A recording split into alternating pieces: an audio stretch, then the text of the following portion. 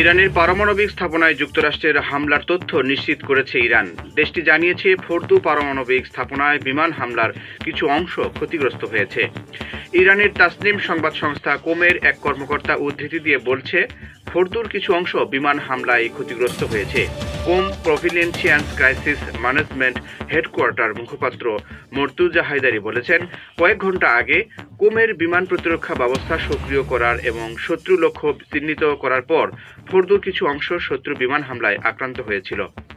এদিকে ইরানের রাষ্ট্রীয় সংবাদ সংস্থা ইরনা দেশটির রাষ্ট্রীয় সম্প্রচার সংস্থার এক কর্মকর্তাকে উদ্ধৃত করে জানিয়েছে, যুক্তরাষ্ট্রে যেই 3টি পারমাণবিক স্থাপনায় হামলার কথা বলছে, আদতে সেখানে এমন কোনো পদার্থ নেই যা তেজস্ক্রিয়তা সৃষ্টি করবে। ওই কর্মকর্তার মন্তব্য থেকে ধারণা করা হচ্ছে, ইরানি কর্তৃপক্ষ বোমা হামলার আগেই হয়তো ওই স্থাপনাগুলো থেকে সমৃদ্ধ ইউরেনিয়াম বা তেজস্ক্রিয় উপাদান সরিয়ে ফেলেছিল।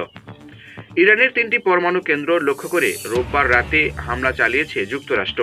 মার্কিন প্রেসিডেন্ট ডোনাল্ড ট্রাম্প সামাজিক মাধ্যম ট্রুথে লিখেছেন, আমরা ইরানে পারমাণবিক কেন্দ্রে সফলভাবে হামলা সম্পন্ন করেছি, যার মধ্যে রয়েছে ফোর্দো, নাতাঞ্জ এবং ইস্পাহান।